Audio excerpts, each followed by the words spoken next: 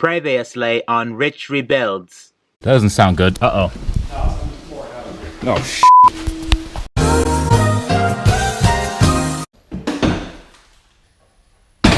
Oh, I bent it. Look at that. See that? So yeah, the contactors that I got on eBay were faulty, and I completely butchered the installation. Forgot to put the car in jack mode. The battery wasn't aligned properly, and I rushed the entire job. So the story now is to hunt for the good contactors. Everything else I could fix myself. And keep in mind, Tesla will not sell you the contactors separately, so you're on your own to source the parts that you need. Now, before we get started with the long journey to the rebuild, I just wanted to remind everyone that I built this car myself. So if anyone knows how to fix it, it should be me, right?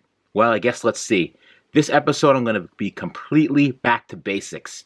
No lifts, no air tools, no forklifts, just working alone in peace and quiet with basic hand tools and kitchen knives. This episode is not for the faint of heart. This is playing life on hard mode, and we're going to watch this one together. All right, so I could provide my live commentary. Now, I was stuck at the side of the road in my last episode, and I ended up opening my toolbox again and collecting more rainwater for about 2 hours, and then it actually filled it up enough for me to get home. So I actually made it home with the car. The car limped home, which was good. So after I got home, the hunt for replacement contactors was on, and I have a full parts car laying around, thank goodness. And remember the fire car that I picked up a long time ago in this video here? Well, yeah, I still have that car. So I recall seeing at the front of the battery pack, it said Tesla service loaner. So I was pretty sure that this service loaner had the updated contacts that were less prone to failure. First of all, I have to get rid of this incredibly dangerous situation here. The cinder blocks that hold this car up, that's not ideal. So I'll have to replace those with jack stands. Okay, voila, replace with jack stands. So let's start taking down this battery. I have an extension with the right tool already on it because I do this so many times. It's ready to go, and unfortunately, apparently they changed the bolts that go into these, so they're different shape now. I don't have that tool to remove that, so today's a complete waste of time. Tesla changed the bolts that support the battery pack. 1 week later. All right, so I have the right tools now, and the socket's a 12.8 millimeter to start working on the car, and I was able to drop the battery pack. Take a look at this disgusting bolt that came out of the car, and actually all the bolts were like that. So I looked into the rat-infested shell, saw a big-ass spider in the car, and I decided to stop for the day. Now, the following day, I had to figure out a way to get that battery pack home, so I went to use my 20% off coupon at Harbor Freight to purchase a winch puller, because there's no way in hell I'm pulling 1,300 pounds by myself. I went to U-Haul too to get a trailer, which is always a smooth experience at U-Haul. Let's check this trailer out. Okay, no license plate. Awesome. We're going to send it anyways. Off to the races. And after taking a look at the car again, I realized I also need another jack to help me level the battery to pull it out of the car. And I'm not near my house, so it looks like I'm buying another goddamn jack. And I attached one end of the trailer and the other end of the battery. And I realized that one was just pulling the battery crooked. So I used a second strap to keep the battery centered. You want to see what I did for 30 minutes? It looks like I'm masturbating, doesn't it?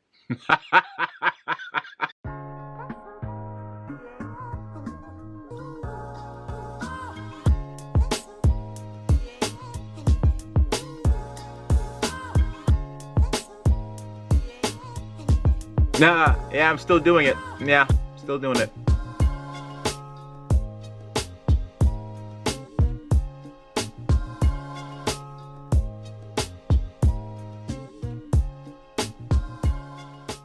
Okay, awesome. Home now. I gotta get this thing off the trailer, so I'll get some pieces of wood to help get some height on the jack. Because this jack doesn't jack as high as my other one does, so the wood's actually gonna help me prop it up a little bit. All right, now that's at the bottom, I don't want the pack to scratch the asphalt, so I'm gonna put some pieces of wood below it to help slide it across the driveway easier. It didn't really make it that much easier because it was crashing to the side of the house. Don't tell my wife. You gotta be delicate about this, okay? Or a little bit more. Just a gentle kick. Very gentle. Okay. Got a little frustrated. All right, so now it's in the garage. Let's start taking it apart. The first thing, we remove the main fuse for the battery pack. Then I work my way around the pack, cutting the battery blanket off, and then undoing the bolts all the way around the battery pack.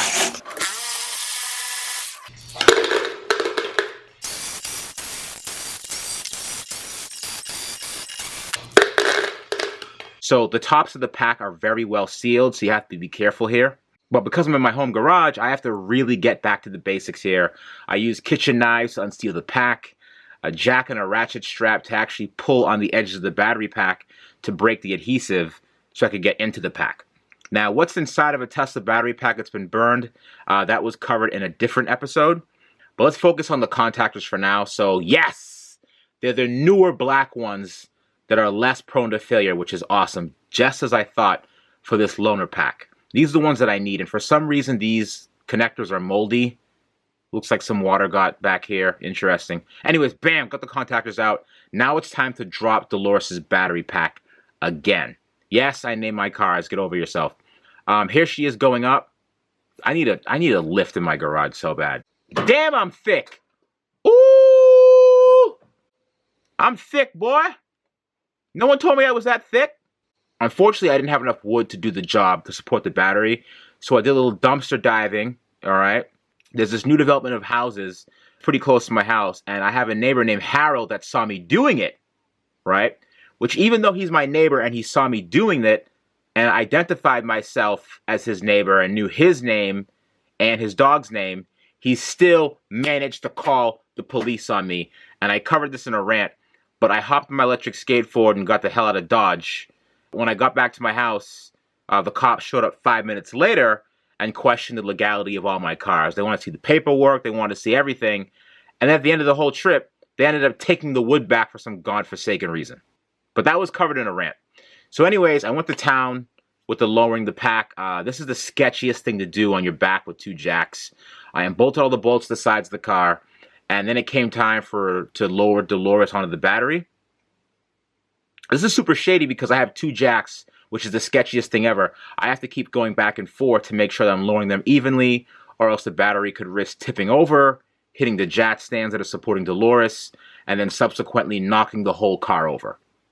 But that didn't happen, which is good.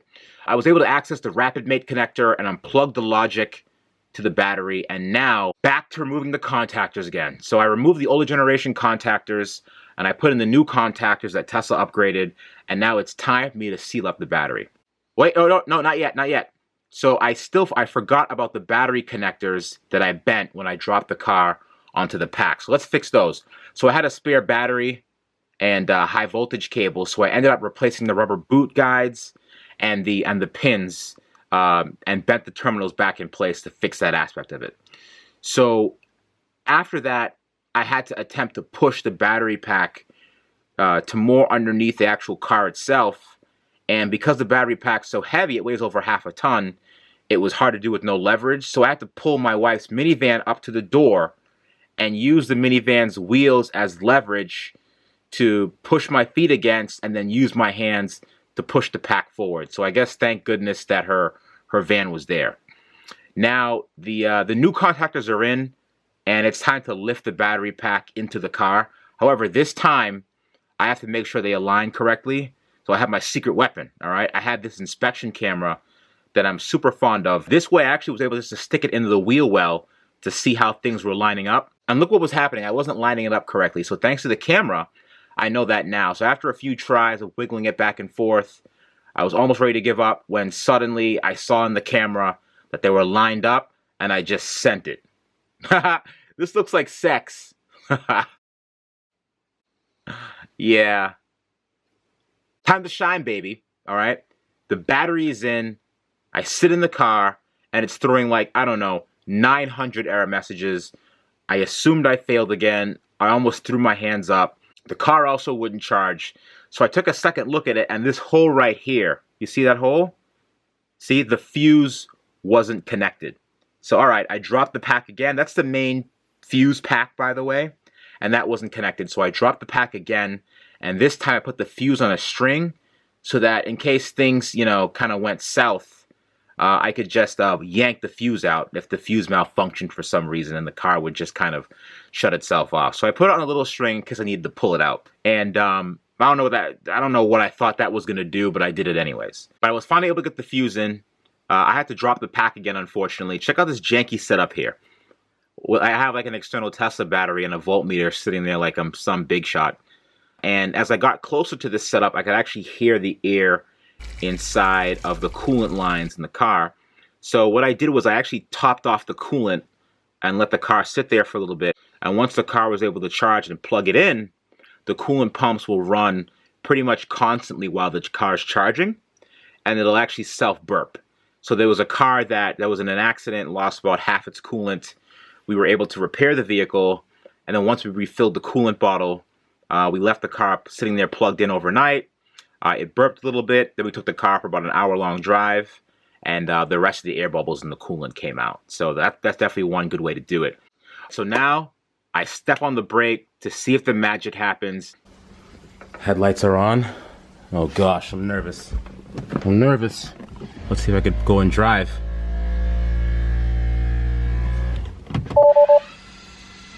Holy crap.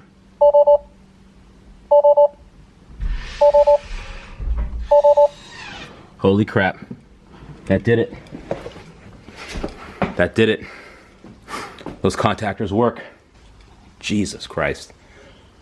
That's it, boys and girls. I did it.